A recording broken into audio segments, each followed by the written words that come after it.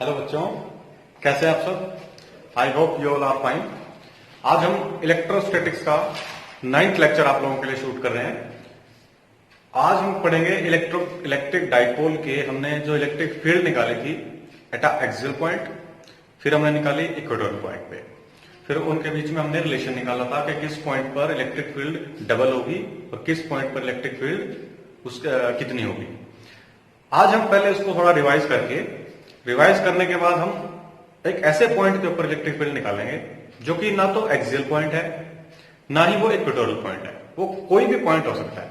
आप देखना वो बहुत ही इजी है अगर आपको एक्सियल पॉइंट पर निकालना आता है और इक्वेटोरियल पॉइंट पर निकालना आता है। देखो, सबसे पहले मैं एक फॉर्मूला लिखता हूं। एक्सियल पॉइंट पर हमने इलेक्ट्रिक फील्ड निकाली, axial point of a dipole. उसका फॉर्मूला हमारे पास क्या आ रहा, के टी बाय एक्स क्यूब, यहां था 2। फिर हमने निकाला था, इसको मैं नाम देता हूं ए मीन्स एक्सियल, ये था ई इक्वेटोरियल, ई क्यू मैं लिख देता हूं उसको। यह आया था के P divide by x cube, ये हमारा फॉर्मूला था। इसको मैं थोड़ा और आपको रिमाइंड कराता हूं।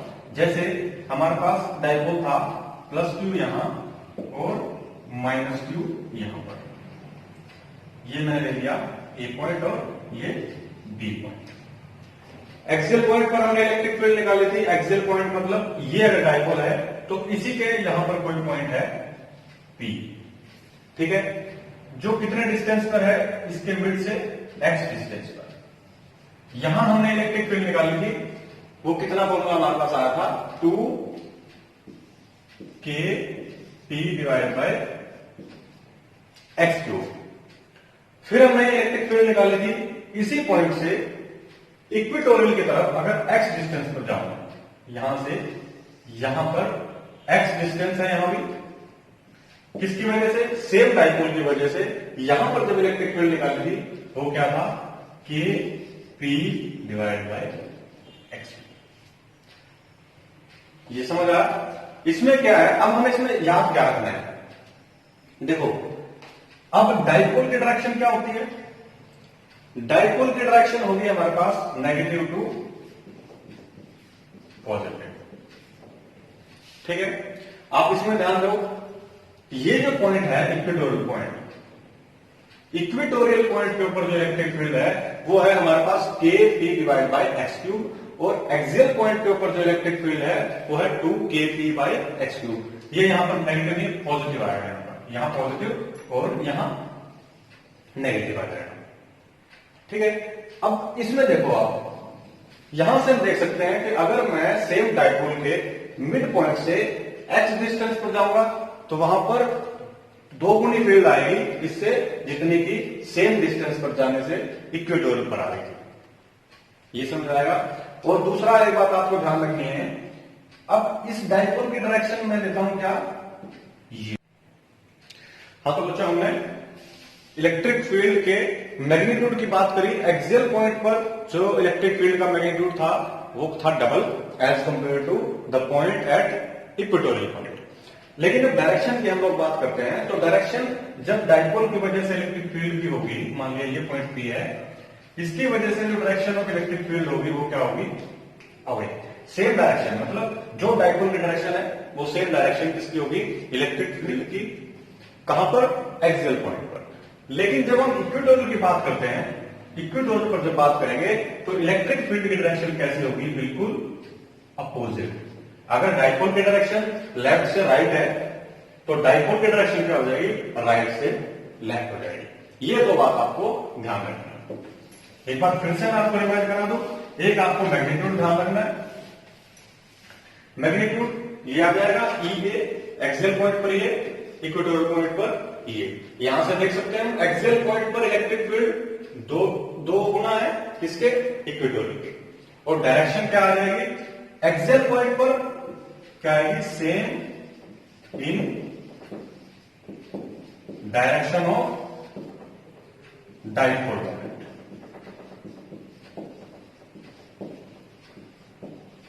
ये आपको ध्यान रखना है। दूसरा, जब इक्वेटोरियल पॉइंट पर निकालेंगे तो वहां क्या आएगी, अपोजिट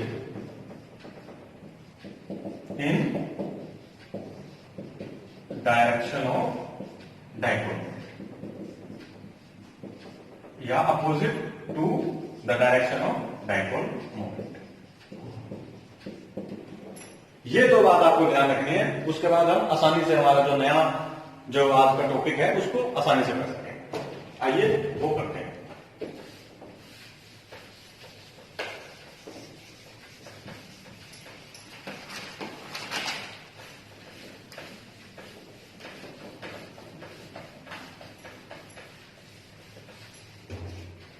देखो, आज का टॉपिक आज हम यहां से स्टार्ट कर रहे हैं, इलेक्ट्रिक फील्ड एट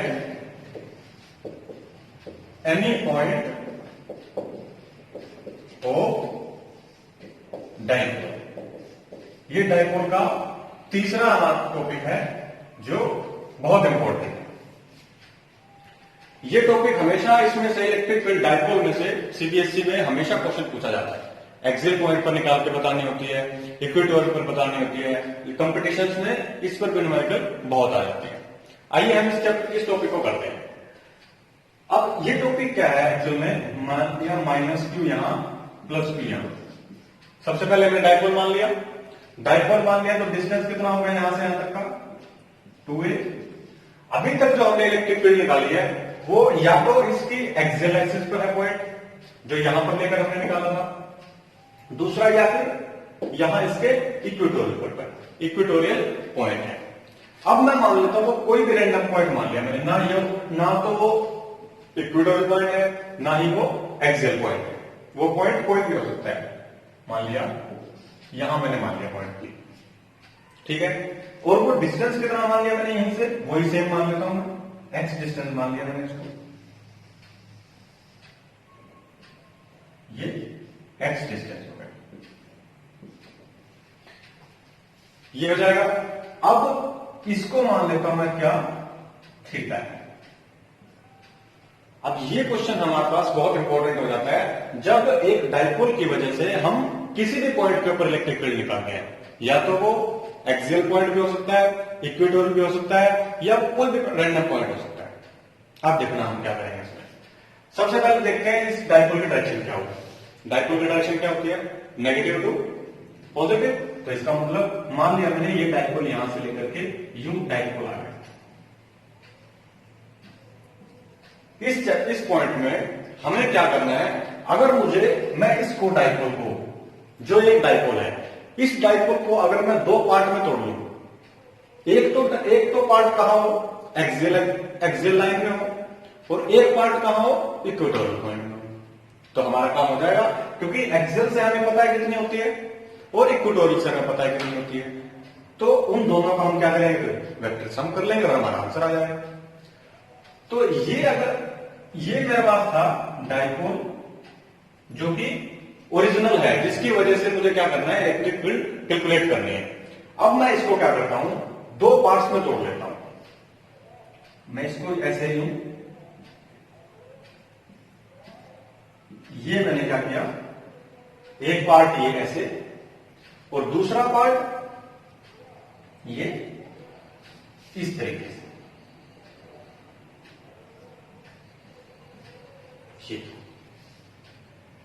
ये क्या हो गया, मैं निकाल रहा हूं इस पॉइंट के ऊपर इलेक्ट्रिक फील्ड। ये था मेरे पास यहां P, मैंने मान लो नाम दे दिया इसका, डाइपोल मोमेंट कितना है, डाइपोल मोमेंट इज P, ठीक है। इस P को मैं दो पार्ट में तोड़ लेता हूं। एक तो मैंने तोड़ लिया इसको यहां इस डायरेक्शन में। अब मुझे पता है ये P है अगर, तो ये थीटा है अगर, तो ये कितना होगा, थीटा के साथ वाला कंपोनेंट P cos थीटा, तो ये कितना हो जाएगा, P cos थीटा।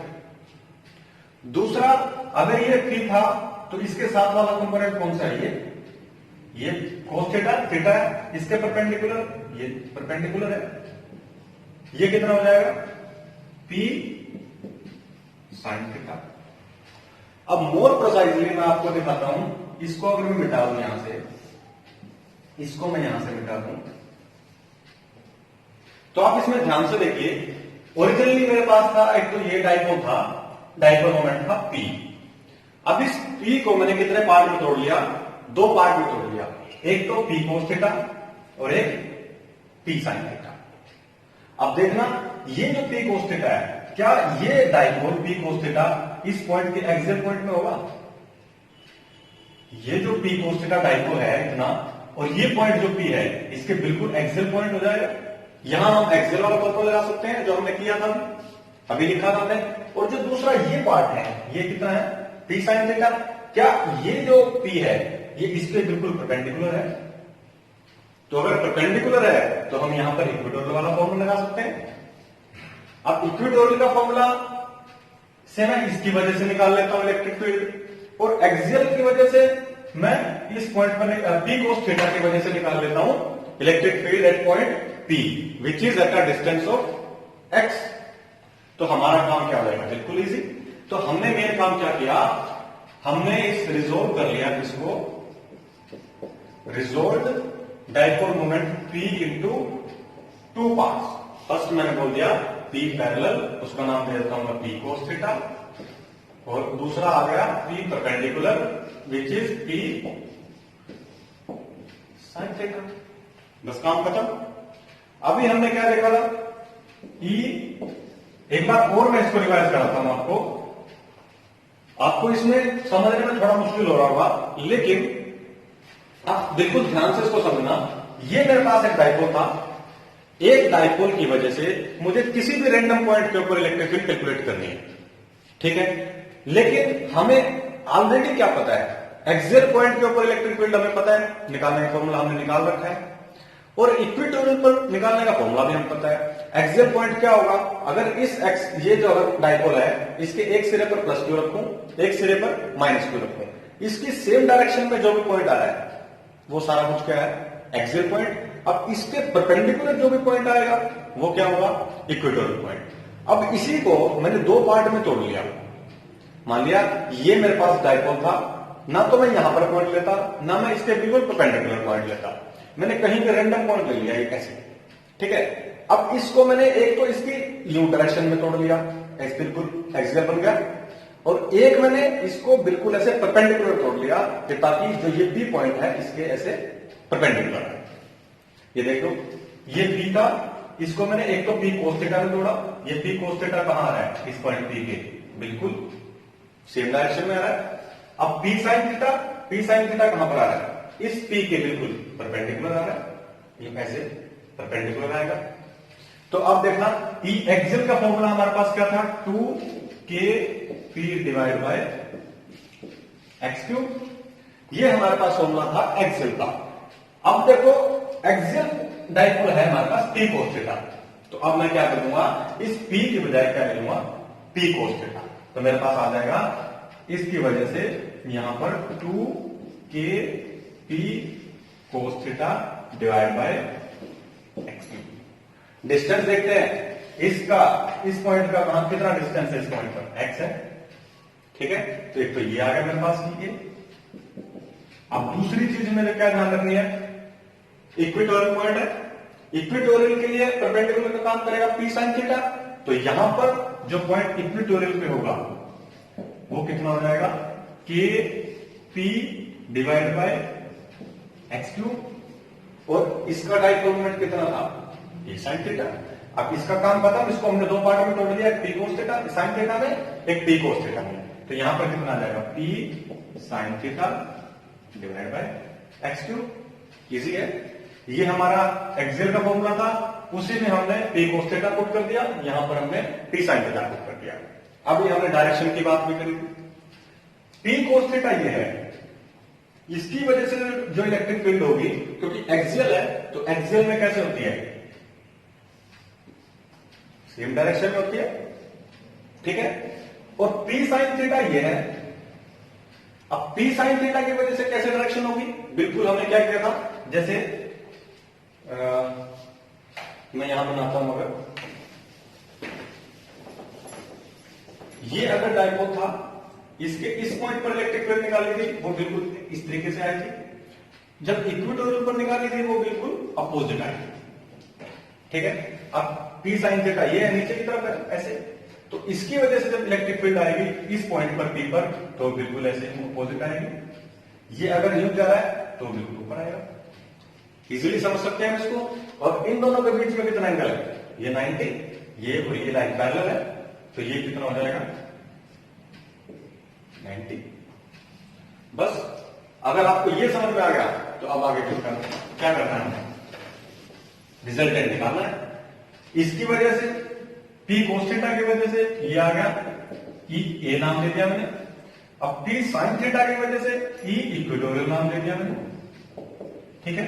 अब दो वेक्टर हैं, दो वेक्टर का रिजल्टेंट निकालना है, तो बीच का एंगल भी पता है, इजीली आपको फॉर्मूला बताया हुआ है।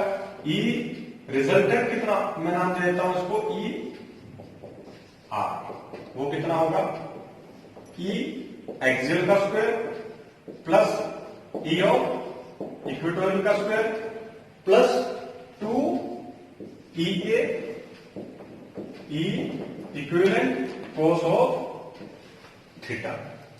और थीटा कितना केवल है, यहां से हमने देख लिया कितना आया थीटा 90 डिग्री, तो 90 आया तो कोस 90 कितना होता है 0। अब कोस 90 0, इसका मतलब ये टर्म 0, तो बचा क्या मेरे पास E A square, E A कितना है 2KP कोस थीटा का, cos theta divide by x cube और उसका फिर स्क्वायर, तो कितना आ जाएगा 4K square P square cos square theta divide by x cube, और प्लस में कितना होगा सिमिलरली E इक्विवेलेंट कितना हो जाएगा K square P square sine square theta divide by x cube, x cube का ये हो जाएगा x क्यूब था, तो इसका स्क्वायर करेंगे तो x रेज़ टू पावर 6 हो जाएगा। अब क्या करें इसमें, अब क्या कर सकते हैं, k स्क्वायर p स्क्वायर और x पावर 6 कॉमन आ जाएगा, ये अंडर रूट में है, k square p square x raise to power 6, यहां आ जाएगा 4 cos square theta plus sine square theta. 4 cos square theta को क्या लिख सकता हूं, 3 cos square theta plus cos square theta, और cos square theta plus sine square theta क्या होता है 1, तो इसको मैं इजीली लिख सकता हूं k square p square x raise to power 6, यहां कितना आएगा 3 कोस स्क्वायर थीटा प्लस 1, ये हमारे पास क्या आंसर हो जाएगा इसी को थोड़ा और सॉल्व कर सकते हैं। इसको मैं अगर बाहर निकालूं तो कितना होगा k p divide by x cube, यहां कितना लिख लूं अंडर रूट में 3 कोस स्क्वायर थीटा प्लस 1, ये आंसर हो गया। इजी है, थोड़ा सा इसमें हमें कंसेप्ट ध्यान रखना है। अब इसी पॉइंट से अगर मैं आपको ये कहूं कि ये थीटा कितना है 0 है, आप देखना वो पहले वाले केस है जो यहीं से कर सकते हैं इसमें। अगर मैंने आपको कहा कि थीटा कितना है 0, अब थीटा 0 है तो इसका मतलब ये पॉइंट कहां होगा, जब 0 है तो इसके पैरेलल होगा, पैरेलल होगा तो इसका मतलब क्या होगा, वो एक्सियल पॉइंट हो गया। अब एक्सियल हो गया तो जब मैं इसमें थीटा पुट करूंगा 0 डिग्री, तो उसको आंसर कौन सा देना चाहिए, एक्सियल का देना चाहिए। अगर मैं यहां थीटा कितना कर दूं 0, थीटा इज इक्वल टू 0, तो थीटा कोस 0 कितना होता है 1, और कोस 0 1 होगा तो ई आर कितना हो जाएगा k p divide by x cube. अब कोस 0 1 का स्क्वायर 1, तो यहां कितना हो जाएगा 3 1 का स्क्वायर प्लस 1, 1 स्क्वायर 1 कितना होगा 3 प्लस 1 4 का अंडर रूट कितना 2, तो कितना आ गया answer 2k p divide by x cube. यही हमने किया था। इलेक्ट्रिक फील्ड ई आर जब थीटा कितना हो गया 0 डिग्री, अब 0 डिग्री होने का मतलब हो गया कि वो पॉइंट कैसा बन गया एक्सियल पॉइंट, तो उसको आंसर भी कौन सा देना चाहिए एक्सियल वाला, तो सेम आंसर आ गया। सिमिलरली अगर मैं आपको बोलता हूं कि ये थीटा कितना है 90 डिग्री, तो क्या होगा, थीटा 90 करने के लिए मुझे इस लाइन को यूं करना पड़ेगा, तभी जाके थीटा 90 होगा। अब 90 होगा तो कैसा पॉइंट हो जाएगा वो, इक्वेटोरियल। अब थीटा इज इक्वल टू, मैं 90 अगर लेता हूं तो पॉइंट बिकम इक्वेटोरियल। तो इस चीज को किसका आंसर देना चाहिए, इक्वेटोरियल वाले फॉर्मूले का। तो पुट करके देख लो इसमें, कोस ऑफ 90 कितना होगा, 0। कोस 90 इज इक्वल टू 0। अब कोस 90 में इसमें 0 पुट करता हूं तो ये टर्म कितनी, 0 प्लस 1 का अंडर रूट 1, तो आंसर क्या आ गया।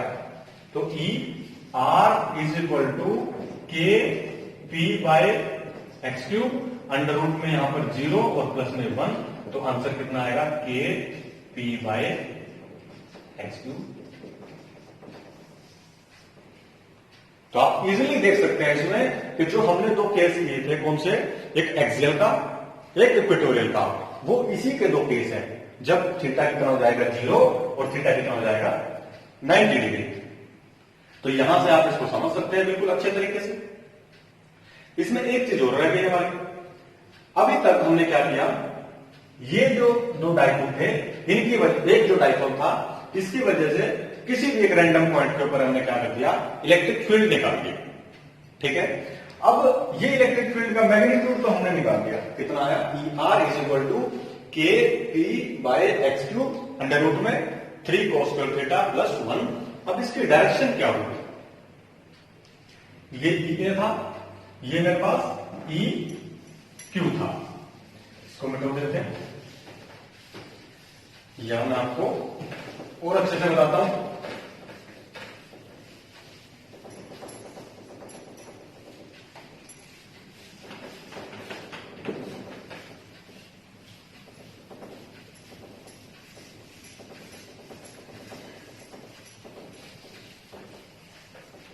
देखिए इसमें एक वेक्टर तो मेरे पास आ गया, ये इसको नाम दिया मैंने ई ए, और ऊपर से दूसरा आया था मेरे पास यहां ई क्यू। इन दोनों के बीच में था एंगल 90 डिग्री। अब इन दोनों का रिजल्टेंट कहीं बीच में होगा, बीच में होगा, वो कैसे हो सकता है, यूं भी हो सकता है, यूं भी हो सकता है। अगर ये ज्यादा है तो इसकी तरफ बेंड करेगा, अगर ये वाला कंपोनेंट ज्यादा है तो इसकी तरफ बेंड करेगा। अभी हमें नहीं पता कौन सा ज्यादा है, हम रेंडमली मान लेते हैं क्या चीज, थीटा हम लोगों ने माना हुआ है, थीटा, ये एंगल थीटा माना हुआ है, तो ये पॉइंट को मान लिया मैंने अल्फा। ठीक है, मतलब इसी को यहां दिखाऊं तो यही चीज मैंने यहां बनाई है जूम करके, कि मान लिया रिजल्टेंट ऐसे अल्फा डिग्री। मुझे क्या करना है, डायरेक्शन निकालनी है, in which direction the resultant is aligned. तो ये अल्फा डिग्री मैंने एंगल मान लिया, अल्फा डिग्री अगर मैंने एंगल मान लिया, अल्फा डिग्री एंगल मानने के बाद क्या होगा, ये था ई ए, ये था ई क्यू। अब यहां से मैं इसके ऊपर ट्रायंगल बना लेता हूं पूरी, तो ये कितना हो गया 90 डिग्री। यहां से जस्ट आपको क्या करना है, tan अल्फा की वैल्यू कैलकुलेट करनी है। ठीक है, अल्फा है, यहां से tan अल्फा की वैल्यू जब मैं कैलकुलेट करूंगा तो tan क्या होता है, perpendicular by P B P H H B, perpendicular by base. अब परपेंडिकुलर क्या होगा इसमें, परपेंडिकुलर ये होगा, ये होगा, तो ये इसके पैरेलल वाला ये की वैल्यू है, कितना हो जाएगा, e a divide by e equivalent, equatorial. समझ आ रहा है, एक बार दोबारा से इसको सारे को करना, इजीली आपको आसानी से समझ आ जाएगा। ये एक्सियल पॉइंट पर, ये इक्वेटोरियल पॉइंट पर। अब एक्सियल पॉइंट के ऊपर जो इलेक्ट्रिक फील्ड हमने निकाली थी कितनी थी, ये थी, यहां पुट करो। इक्वेटोरियल पर निकाली थी ये, इसको यहां पुट करो, तो कितना आंसर आएगा, 2 kp cos theta by x cube divide by kp sin theta divide by x cube से एक्स क्यूब कटा, के से पी, ये आंसर आएगा 2 cos by sine cot theta, ये आ गया 10। बस इतना करके आपको क्या करना है, खत्म हो गया। ये टॉपिक हमारा यहां से क्या आया, tan अल्फा की वैल्यू हमें पता लगी। इसको मैं दूसरी लिख सकता हूं, कोड का अर्थ क्या होता है, tan तो tan। जो हमने रैंडम पॉइंट लिया, उस रैंडम पॉइंट का मैग्नीट्यूड तो कितना होगा, kp by x cube, root में 3 cos स्क्वायर थीटा प्लस 1, और डायरेक्शन कौन बताएगा, ये रिलेशन जो कि है tan alpha equals to 2 divide by tan theta. थोड़ा सा टिपिकल है, केवल ये चीज समझ में। P जो डाइपोल है, उस डाइपोल को आपने दो कंपोनेंट में तोड़ लिया। एक कंपोनेंट क्या होगा, एक्सियल पॉइंट की तरफ जाएगा, एक कंपोनेंट कहां जाएगा, इक्वेटोरियल पर। उसके बाद काम सारा पता है, थोड़ा मैथमेटिक्स है वो करना। इसके बाद हम करते हैं एक दो न्यूमेरिकल डाइपोल मोमेंट के, बहुत अच्छे लगेंगे आपको करके, इजी न्यूमेरिकल। देखो आओ बच्चों, अब डाइपोल मोमेंट का क्वेश्चन करते हैं। डाइपोल मोमेंट क्या था हमारे पास, डाइपोल मोमेंट अगर ये कोई यहां प्लस क्यू है, यहां माइनस क्यू है, तो डाइपोल मोमेंट का फॉर्मूला क्या था, P से रिप्रेजेंट किया था चार्ज मल्टीप्लाइड बाय डिस्टेंस। ये अगर इसका बीच का डिस्टेंस था a, तो a से मल्टीप्लाई करते हैं, ठीक है। और डायरेक्शन क्या लेते हैं हमेशा, नेगेटिव टू पॉजिटिव, ठीक है। ये याद रहेगा, इजी क्वेश्चन है। अगर मान ले ऐसे कोई प्लस 4 कूलम चार्ज यहां रखा, माइनस 4 कूलम यहां रखा, बीच में डिस्टेंस दे दिया आपने कुछ भी, मान लेते हैं 1 सेंटीमीटर, तो क्या करें, डाइपोल मोमेंट निकालेंगे कैसे, P equals to 4 multiply by, मतलब charge multiply by distance. Distance कितना है 1 सेंटीमीटर, और 1 सेंटीमीटर को क्या लिखेंगे, जब मीटर में कन्वर्ट करेंगे तो 1 इंटू 10⁻⁻2 मीटर। तो यहां से हम आंसर निकाल देंगे 4 इंटू 10⁻⁻2 कूलम मीटर। ये हमारे पास क्या हो जाएगा, डाइपोल मोमेंट। आइए अभी मैं एक नीट का एग्जांपल आपको बताता हूं। सेकंड क्वेश्चन नीट में आया हुआ है। सपोज मेरे पास यहां दे दिया +2q, यहां दे दिया -q, और यहां दे दिया माइनस। क्वेश्चन आ गया, कैलकुलेट डाइपोल मोमेंट।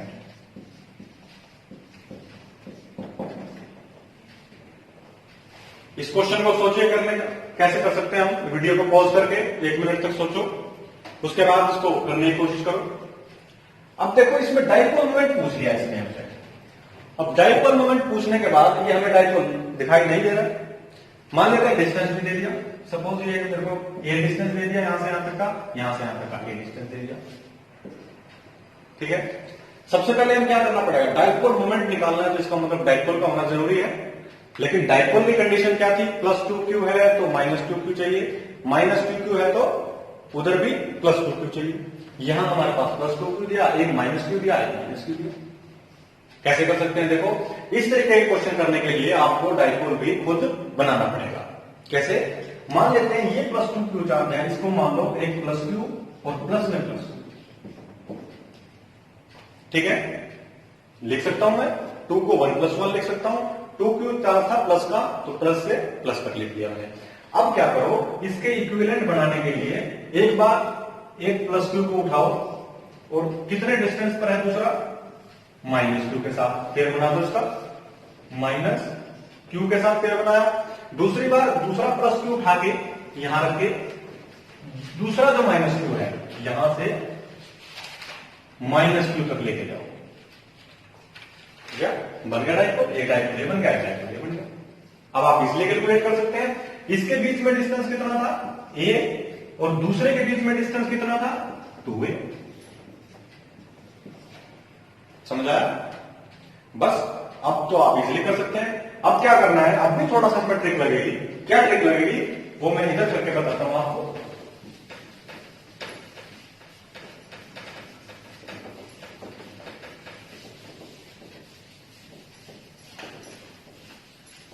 देखो ऐसा क्वेश्चन जब भी आ रहा है जिसमें आपको डाइपोल भी खुद बनाना पड़े, तो क्या करो, एक बार उसमें कुछ ऐसा पेयर दिया होगा आपको कि इंडिविजुअल जब लेंगे तब जाकर के वो डाइपोल फॉर्म हो जाएगा। पहला डाइपोल बन गया, दूसरा डाइपोल बन गया, ठीक है। अब पहले डाइपोल का डाइपोल मोमेंट का नाम देता हूं मैं P1। कितना होगा, charge multiplied by distance, charge कितना है +q, डिस्टेंस कितना है ये आ गया। दूसरे डाइपोल का नाम दे देता हूं मैं P2।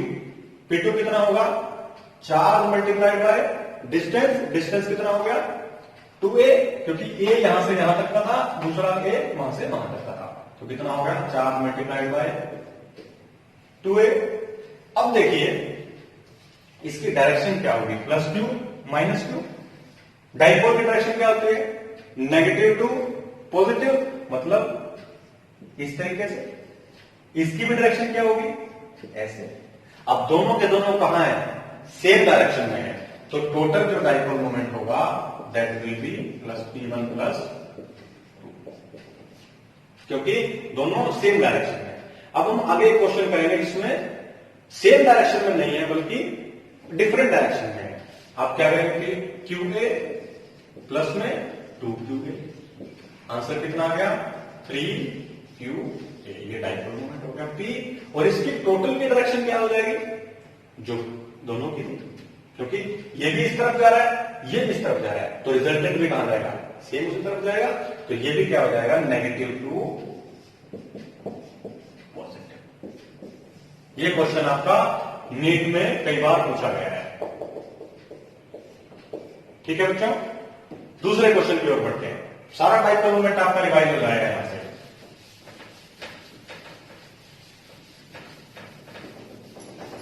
समझा,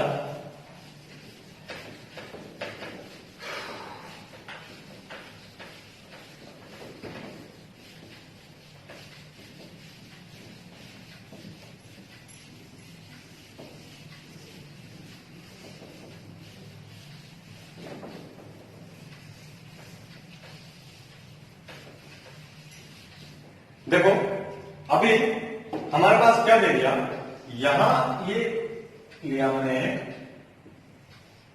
स्क्वायर दे दिया, साइड है ए, यहां पर रख दिया मैंने -3q चार्ज, यहां पर रखा मैंने +q चार्ज, यहां पर रखा +q चार्ज, यहां पर रखा +q चार्ज। क्वेश्चन आ गया, कैलकुलेट डाइपोल मोमेंट। करो कैलकुलेट। इसको कैलकुलेट करेंगे तो कैसे करेंगे, क्वेश्चन को पॉज करो, एक बार सोचो, पिछला क्वेश्चन जैसे आपने किया था उसी ट्रिक लगाने की कोशिश करो, कैसे करेंगे। इसको क्वेश्चन को करने के लिए ये मेरे पास क्या है, स्क्वायर, ये साइड है, ये साइड है, ये साइड है, सभी साइड ये मेरे पास गिवन है। कैलकुलेट करना है मुझे डाइपोल मोमेंट। डाइपोल मोमेंट करने के लिए यहां भी हमें डाइपोल दिखाई नहीं दे रहा है, तो यहां भी हम क्या करेंगे, फॉर्म कर लेंगे। पहली बात क्या करो, इस -3q को क्या करो, -q और -q। मैं देख लेता हूं बात दिखाई दे रहा है नहीं, हाँ एग्जैक्ट है, -q और -q, इनका सम में लिख लो एक बार। अब क्या करो, इसके इक्विवेलेंट डायग्राम बनाने के लिए क्या करेंगे, मान लेते हैं यहां पर मैंने पहला -q लिया, ठीक है, इस -q के साथ किसका पेयर बनाया, ऊपर वाले, यहां से +2 ले लिया। ये कितने डिस्टेंस पर था, a डिस्टेंस पर था। दूसरा मैंने इस -q का पेयर किसके साथ बनाया, +q के साथ, यहां +q ले लिया, यहां दूसरा -q था और यहां ये +2 था, इसके साथ पेयर बना दिया, ठीक है। तीसरा मैंने क्या लिया, ये -2 था और ये +2 था, इसके साथ पेयर बनाऊंगा, यहां से या इसको करो -q, इसको नीचे बना लेते हैं, यहां -q और ये +2 का पेयर था, ये यहां भी एक और -q, इसके साथ यहां पर ये +2 का पेयर बना लिया। ये चीज देखो आपको समझ में आएगा। ये जो मैंने अलग अलग बना के आपको दिखाया है, ये तीनों पॉइंट कहां है, एक ही पॉइंट पर रखे हुए हैं। ये मैंने जस्ट आपको शो करने के लिए बना दिया कि आपको समझ आ गए कि किस तरीके से यहां पर कितने डाइपोल बन गए, 3 डाइपोल बन गए। यहां पर -2 के साथ इसका पेयर लिया, एक डाइपोल, -2 के साथ इसका पेयर लिया, दूसरा डाइपोल, -2 के साथ इसके साथ कॉम्बिनेशन लिया, तीसरा डाइपोल। आप देखो, इसको नाम दे दूं मैं P1, इसको नाम दे दूं मैं P2, इसको नाम दे दूंगा P3। निकालिए, P1 कैलकुलेट करो, charge multiply by distance Q A हो जाएगा।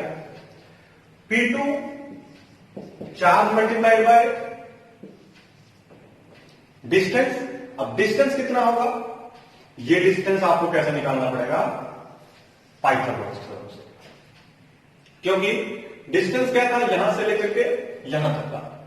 अब ये A है, ये A है, तो टोटल डिस्टेंस यहां से यहां तक का पाइथागोरस थ्योरम लगाएंगे तो a square plus a square equals to √2a। तो charge multiplied by √2 into a। समझ आया। तीसरा हमारे पास क्या होगा, P3 is equal to charge multiplied by distance, वो भी क्या आ गया QP। अब क्या करें इसको, क्या हम इसको ऐड कर दें। अगर मैं यहां पर ये P equals to P1 plus P2 plus P3, अगर मैं ये काम करता हूं यहां पर सीधा इसको QA प्लस QA करके 2QA प्लस में √2QA कर देता हूं, तो मेरा आंसर क्या हो जाएगा, गलत। क्यों, क्योंकि डाइपोल मोमेंट कैसी क्वांटिटी है, वेक्टर क्वांटिटी, तो मुझे ऐड भी कैसे करना पड़ेगा उसको, वेक्टर भी। ठीक है, ये मैंने क्यों किया यहां पर, ताकि आपको याद रहे कि बच्चे गलती कहां करते हैं। देखो यहां पर मैं इसको करके दिखाऊंगा आपको। अब इसको कैसे सोल्व करेंगे, इसको हमें पता है डाइपोल की डायरेक्शन क्या होती है, नेगेटिव टू पॉजिटिव। पहले इसकी डायरेक्शन बना लो, नेगेटिव टू पॉजिटिव। कैसे डायरेक्शन बनेगी इसकी, P1 की डायरेक्शन, इसकी भी नेगेटिव टू पॉजिटिव, इसकी डायरेक्शन कैसे बनेगी, ये P3 था, ये P3 आ, P2 था ऊपर की तरफ, ये P2 आ। ठीक है, अब क्या करें, पहले किसी भी दो को सोल्व कर लो, फिर उसके साथ तीसरे को सोल्व करो। अब P1 है, P3 है, P1 कितना है QA, P3 कितना है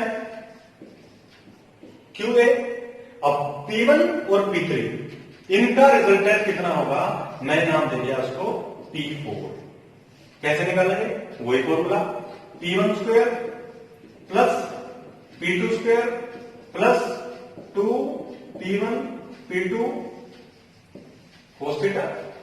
अब cos थीटा मैं अगर यहां पर लगाता हूं तो P1 और P2 के बीच में कितना एंगल है, P1 और P2 नहीं P3 लिया हमने, यहां पर P4 लिया है, P1 और P3 के बीच का। ठीक है, P1 ऊपर है, P1 P3 ऐसे है, कितना एंगल हो गया 90। तो cos 90 कितना होता है 0। क्यों, क्योंकि यहां पर एंगल कितना हो गया 90, यहां पुट करेंगे तो वो 0। तो आंसर कितना आएगा, P1 स्क्वायर प्लस P3 का अंडर रूट। P1 है QA, P3 है QA, तो आंसर हो गया 2Q स्क्वायर A स्क्वायर का अंडर रूट, आंसर आ गया √2QA। किस किस के बीच का आया भी आंसर हमारे पास, P1 और P3 के बीच का। अब जब ये दोनों सेम है, P1 और P3 सेम है, तो इनका रिजल्टेंट कैसे जाएगा, बिल्कुल इनके मिड से जाएगा, बिल्कुल ऐसे। तो ये कितना आ गया P4। अब क्या काम करो, इसको अगर मैं मिटा लूं,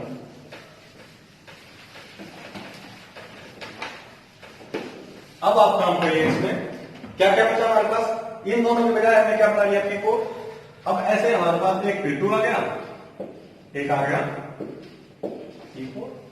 P2 कितना था, P2 कितना था √2QA, और P4 कितना निकाल लिया हमने √2QA। दोनों के दोनों कैसे डायरेक्शन में है, सेम है, तो जो टोटल रिजल्टेंट होगा PR, that is the sum of P2 plus P4। ठीक है, तो आंसर कितना आएगा √2QA प्लस √2QA। आंसर हो जाएगा 2√2QA। ये हमारा जो टोटल डाइपोल मोमेंट है इसका, जो हमने भी फिगर बनाई थी, कैसे थी वो फिगर, इस तरीके से, यहां -3Q, यहां Q, यहां Q और यहां भी Q, साइड था A। इस पूरे कॉम्बिनेशन का, इस पूरी कंफिग्रेशन का जो डाइपोल मोमेंट है वो कितना आएगा, जी आएगा। ये सवाल समझ में आया बच्चों? ये सवाल हमारे पास जेई में कई बार पूछा गया है, जेई मेंस में। ठीक है बच्चों, ये क्वेश्चन आप करिए, आपके डाइपोल मोमेंट के तो इवन सारे के सारे कंसेप्ट आपसे इजीली रिमाइंड हो जाएंगे।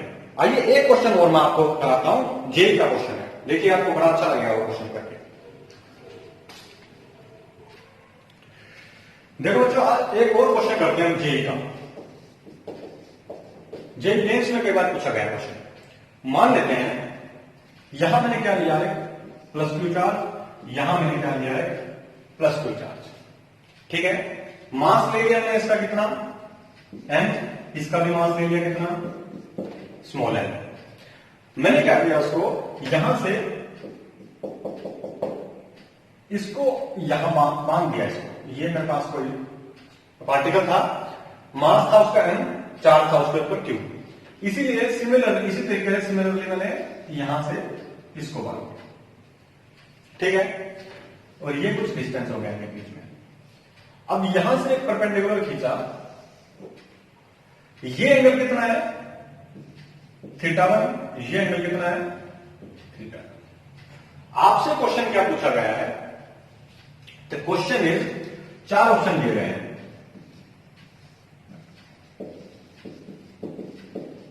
चार ऑप्शन है। First, θ1 is greater than θ2, second θ1 is less than θ2, third is θ1 is equal to θ2, और fourth is theta relation could not be found। इस क्वेश्चन को आप सोचिए किस तरीके से हम कर सकते हैं, क्वेश्चन सोच करके देखिए किस तरीके से हम इसको कर सकते हैं। क्या है क्वेश्चन में, 2 पार्टिकल हैं, एक ए एक बी, दोनों के ऊपर चार्ज कितना है, +q, दोनों का मास कितना है, स्मॉल m, दोनों को किसी थ्रेड से हमने कहां मान दिया, यहां। करने की कोशिश करिए इसको, वीडियो पॉज करके सोचिए कैसे हम इसको कर सकते हैं, θ1 और θ2 को रिलेशन फाइंड आउट करने में। रिलेशन नहीं निकालना आपको जस्ट बताना है कि θ1 बड़ा होगा θ से, या θ2 बड़ा होगा θ1 से, या दोनों के दोनों बराबर होंगे, या रिलेशन निकालने के लिए हमारे पास जो इंफॉर्मेशन है दैट इज इनसफिशिएंट, वो पूरी नहीं है। सोचिए कैसे कर सकते हैं हम इसको। ये मान लिया हमने किसी थ्रेड से, ध्यान रखना ये कोई थ्रेड है। देखो मैं इसको करा रहा हूं, आपको पूरी कोशिश करनी है वीडियो को पॉज करके। अगर नहीं हो रहा है 1 मिनट तक ट्राई करके, कोई कंसेप्ट नहीं मिल रहा है, फिर मैं आपको बताता हूं। देखो जब भी ऐसा क्वेश्चन आ जाए क्या करना है आपको, इसमें क्या दिखाई दे रहा है, मास दिखाई दे रहा है। आपने 7th 8th क्लास से पढ़ा हुआ है कि बॉडी के ऊपर कोई ना कोई फोर्स कहां लगती है, नीचे लगती है, नीचे लगती है। उसका जो फोर्स होता है कितना होता है, m अगर मास है तो ये कितना हो जाएगा, mg हो जाएगा, पता है आपको। सेम तरीके से यहां भी कितना हो जाएगा, मास m है, g ग्रेविटी है, acceleration due to gravity g हो जाएगा। अब देखो ये +q चार्ज है, ये +q चार्ज है। चार्ज की बात जहां भी आ जाए, कहीं भी अगर चार्ज की बात दिखाई देती है, आपको क्या निकालना है, फोर्स निकालनी है। ये +q इसके ऊपर फोर्स कहां लगाएगा, ऐसे लगाएगा। ये +q इसके ऊपर फोर्स कहां लगाएगा, ऐसे लगाएगा। इसका नाम दे देता हूं मैं Fe, इसका नाम दे देता हूं Fe। Fe रिप्रेजेंट कर रहा है किस चीज को, इलेक्ट्रोस्टैटिक फोर्स को, इलेक्ट्रोस्टैटिक फोर्स। और इलेक्ट्रोस्टैटिक फोर्स का फॉर्मूला आपको पता है कितना होता है, K Q, दोनों क्यों है, Q divide by R², R²। R मान लेता हूं मैं डिस्टेंस इन दोनों के बीच का, ये डिस्टेंस हो जाएगा। फोर्स आगे मेरे पास इतनी ही फोर्स इस तरफ लग रही है, इतनी ही फोर्स अपोजिट डायरेक्शन में लग रही है। हमें क्या चाहिए, हमें चाहिए θ1 और θ2 का रिलेशन। समझ आ रहा है। अब क्या करो, ये एक थ्रेड था, तीन फोर्स यहां इकट्ठी काम कर रही है। फर्स्ट आपको इलेक्ट्रोस्टैटिक फोर्स का कंसेप्ट आ गया, निकाल लिया। दूसरा आपने ग्रेविटेशनल फोर्स जो mg थी वो लगा दी। तीसरा अगर ये थ्रेड था, थ्रेड के अंदर हमेशा क्या आती है, टेंशन। ध्यान रखना आपको, टेंशन फोर्स इसका निकालने का स्पेशली हमारे पास कोई फॉर्मूला नहीं है, ध्यान रखना। बस इसको लिख दो यहां से T, इसको लिख दो यहां से T। जब सब कुछ सेम है तो ये कितना हो जाएगा, हमेशा हमारे पास T डिस्टेंस हो जाएगा। अब देखो क्या करना है हमें क्या निकालना है, रिलेशन निकालना है θ1 में θ2 में। θ1 किस ट्रायंगल में है, इस ट्रायंगल में। अब इस ट्रायंगल में θ1 है, इस ट्रायंगल में θ2 है। अगर मैं निकाल दूं यहां से tan θ1, क्या मैं निकाल सकता हूं tan θ1? ये मैंने क्या लिया, परपेंडिकुलर है, परपेंडिकुलर है तो tan θ मैं लगा सकता हूं उस लाइन में। अब tan θ मैं अगर लगाता हूं तो tan θ लगाने के लिए मेरे पास क्या चाहिए, सोचो। tan θ लगाऊंगा तो कितना आएगा, P V P H V, perpendicular by base. Perpendicular by base लगाऊंगा, परपेंडिकुलर क्या होगा इसमें, ये बेस क्या होगा इसमें, दिस वन, ये बेस हो जाएगा। अब आपको क्या काम करना है इसमें, देखो बच्चों, ये था हमारे पास। अब हमें चाहिए क्या, रिलेशन निकालना है θ1 में। अब क्या हम क्या करो आप, ये है T, ये है θ1। अगर मैं यहां से एक लाइन खींचता हूं, ये इसके ऊपर ऐसे, तो ये एंगल और इस एंगल के बीच में रिलेशन क्या होगा, कौन से एंगल हो गए, अल्टरनेट एंगल। ये ऐसे, ये कितना हो गया, सिमिलरली θ, ठीक है। अब ये एंगल जो होगा, ये वैल्यू जो होगी, ये T है। इसको इस पार्ट में, इस पार्ट में अगर मैं रिजोल्व करता हूं इस T को, तो θ1 के साथ का कंपोनेंट क्या होता है, cos θ, तो कितना हो जाएगा, T ऑफ cos θ1। सिमिलरली ये परपेंडिकुलर वाला हो गया, ये कितना होगा, T ऑफ sin θ। अब हमें बताया गया ये किसमें है, इक्विलिब्रियम में। अब अगर इक्विलिब्रियम में ये है तो इसका मतलब क्या होगा, ये कहीं भी मूव नहीं करेगा। ये फोर्स जो है ये इसको ऊपर ले जाने की कोशिश कर रही है, ये mg नीचे ले जाने की कोशिश कर रही है। तो जब मूव नहीं कर रहा तो हमारे पास मेन T cos θ1 किसके बराबर आ गया, mg के। अब ये एक्टिव फोर्स इसको इस तरफ ले जाने की कोशिश कर रही है, T sin θ1 इसको राइट साइड में ले जाने की कोशिश कर रही है। तो T sin θ1 किसके इक्वल आ गया, किसके ऊपर आएगा, F E के, ठीक है। अब क्या करना है हमें, tan θ1 निकाल लेते हैं। θ1 का रिलेशन आ जाएगा, इसको मैं इससे डिवाइड कर दूंगा, अगर तो T से T कैंसिल आउट, तो sin θ by cos θ1, cos θ1 by sin θ1 cos θ1 हो जाएगा। cos θ1 equals to mg divide by F E हो गया, ठीक है। सेम तरीके से हम क्या करेंगे, इस T को भी, ये θ2 है, यहां इसको ये θ2 आएगा, ये कितना होगा, T cos θ2, ये होगा यहां पर T sin θ2, ठीक है बच्चों। इस T cos θ2 को मैं लिख सकता हूं mg, क्यों, क्योंकि ये इसको ऊपर ले जा रहा है, mg इसको नीचे ले जा रही है। T sin θ2 लेफ्ट में लेके जा रही है, F इसको राइट में लेके जा रही है। T sin θ2 equals to mg। यहां से भी क्या करो, cos θ2 निकाल लो। हमें रिलेशन चाहिए θ1 और θ2 में। अगर हमारे पास आ जाए cos θ1 और cos θ2 तो हम रिलेशन निकाल सकते हैं, डिवाइड करेंगे तो mg ये कितना हो जाएगा, T sin θ2 Fe हो जाएगा, क्योंकि ये इसको इधर लेके जा रही है, Fe उसको राइट साइड में लेके जा रही है। तो T से T कैंसिल आउट, तो cos θ2 कितना हो गया, mg डिवाइड बाय Fe, ठीक है बच्चों। ये cos θ2 भी निकाल लिया हम लोगों ने।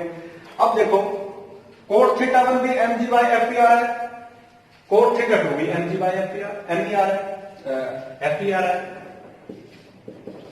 तो जब θ1 और θ2 बराबर आएंगे तो क्या कोट θ1 और कोट θ2 बराबर आए तो क्या θ1 और θ2 नहीं बराबर होंगे?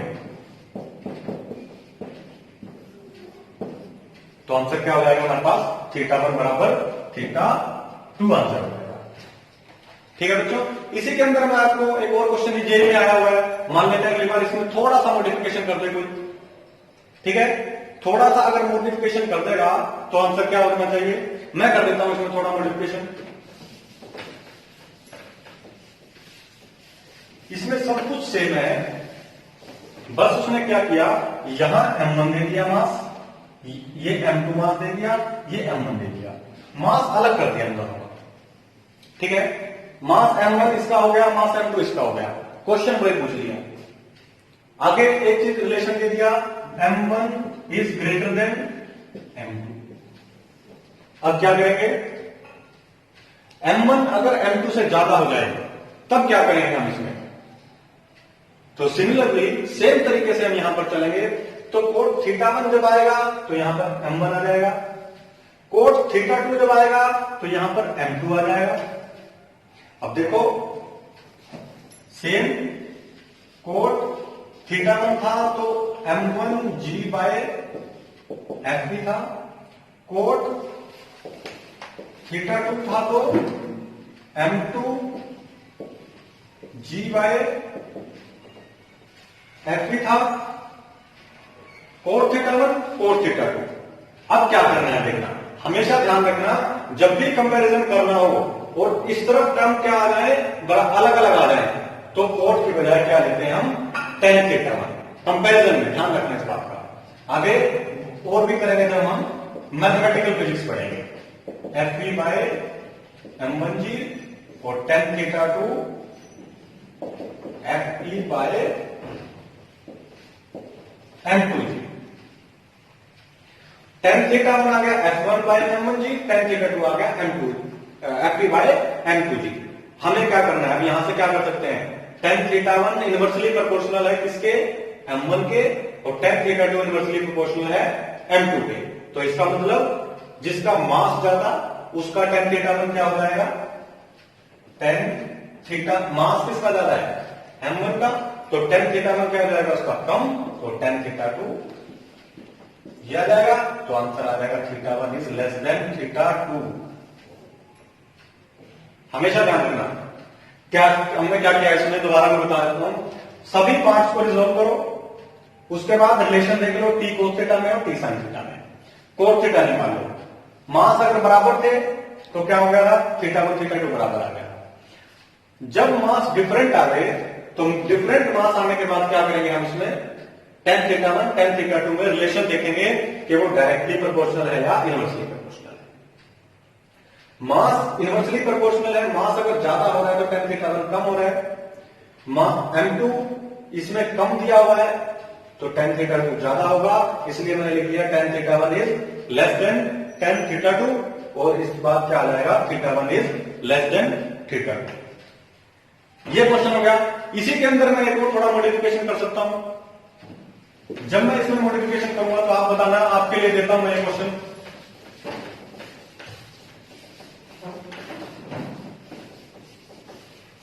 सब कुछ सेम है इसमें भी। इसके बाद मैं क्या करता हूं, इस पूरे ऑपरेटर्स को, operators is merge in voter. इस पूरे ऑपरेटर्स को मैंने किस में डाल दिया? वोटर में डाल दिया। इसके बाद क्या फर्क पड़ेगा? हिंट मैं देता हूं आपको। यहां पर एक फोर्स होती है दूसरी, जो हमने 9th क्लास में पढ़ी है, बायोंट फोर्स। बायोंट फोर्स दूसरा नाम बोल देते हैं बायोंसी। बायोंसी हो जाती है प्रॉपर्टी, जो बायोंसी की वजह से फोर्स लगती है, दैट इज कॉल्ड बायोंट फोर्स। वो क्या करती है, जब भी पानी के अंदर हम कोई चीज डालते हैं वो हमेशा उसको कहां लेके जाती है? ऊपर की तरफ लेके जाती है।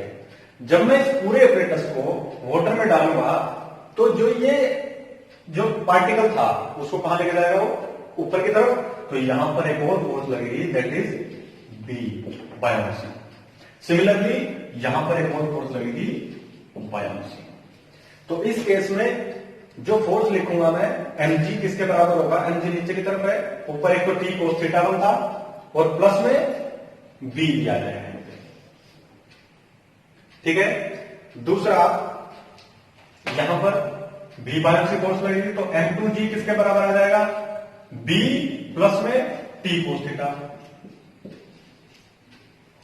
इसमें भी आपको क्या निकालना है, वही रिलेशन बताना है इनके बीच में कि क्या रिलेशन होगा। ये किसके लिए है, ये आप लोगों के लिए हिंट मैंने दे चुका हूं, आपको इसमें ये करना है। ठीक है, आगे हम 10वें लेक्चर में करेंगे क्या, इलेक्ट्रिक फील्ड गॉस लॉ के ऊपर बात करेंगे। गॉस लॉ जो कि बहुत इंपॉर्टेंट है कंपेटिटिव वे से भी और सीबीएसई पॉइंट ऑफ व्यू से भी। आज ये करना क्वेश्चन इनफ फॉर टुडे।